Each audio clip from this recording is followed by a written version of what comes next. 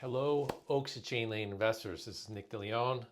On behalf of my partners, Andrew and Ellie, we wanted to give you an update on the investment.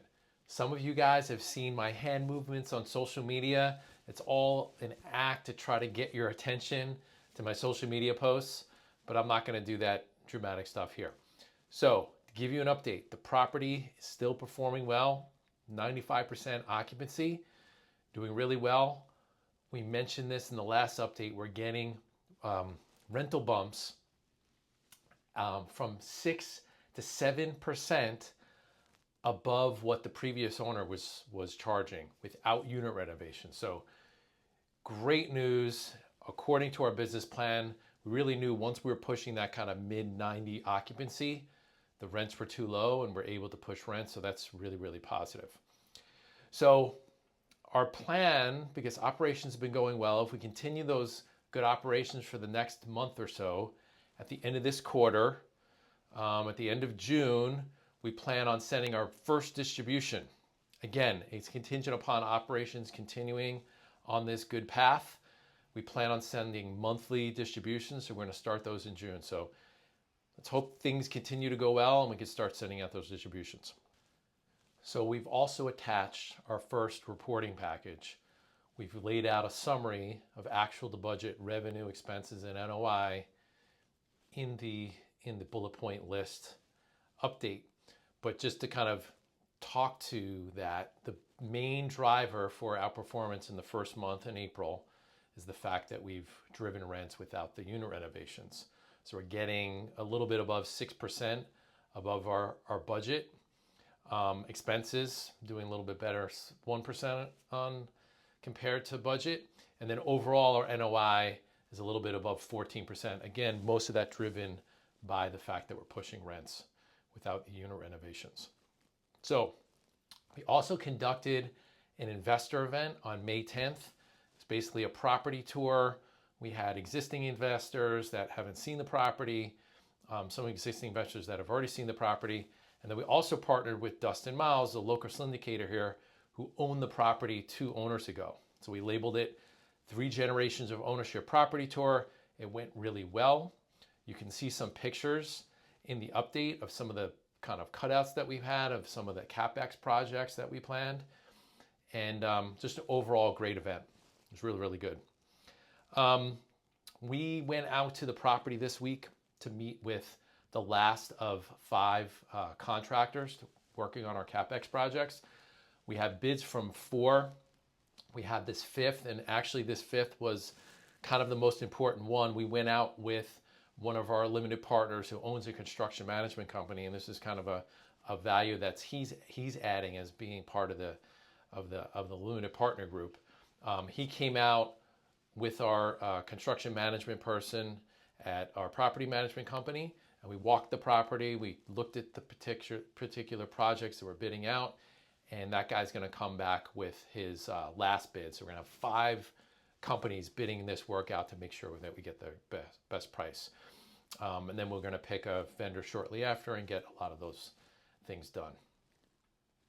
So one of the tweaks that we made operationally, because we're pushing occupancy, we push rents, we're actually gonna increase the standards for who we lease to. Right now, a person has to make 2.5 times the rent compared to their income.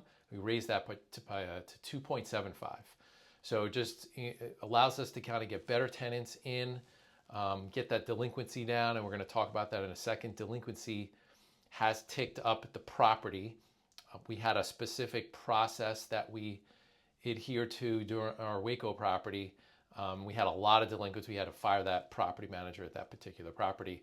And we went in and basically went in line by line, tenant by tenant, by all the tenants that had delinquency, and talked specifically about that tenant and figured out what the strategy was going to be with that tenant. So we're going to look at previous payment history, if they're late payers, if sometimes they carry delinquency. Think about maybe evicting that tenant, if they're a difficult tenant or if they're a problem tenant, the fact that we have such occupancy, we can do that. So that's something that we've tweaked at the property operationally. We also have seen some plumbing issues. This is to be expected. It's an older property. We're working with Stowe's, that was the previous vendor that did the plumbing work and maintenance. And we're looking to find a solution, a permanent solution, to prevent these sorts of things happening. That might include replacing one of the cleanouts. We have like 2 problem cleanouts that we found during due diligence, so we might end up doing that. So we're going through that process and trying to not band-aid the process and do more long-term fix. That's going to add value to the property. And one of the last things I wanted to talk to you about was a project, a value-add project that we kind of mentioned in the OM, but we didn't underwrite for it. We thought we might get some revenue share. Here's a revenue share contract for internet. Basically, there's a certain amount of people that use internet at the property.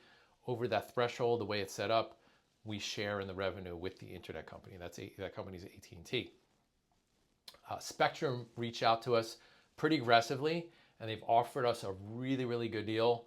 Apparently, the sales rep that we're talking to says he hasn't seen this good of a deal in his 17 years of working at Spectrum.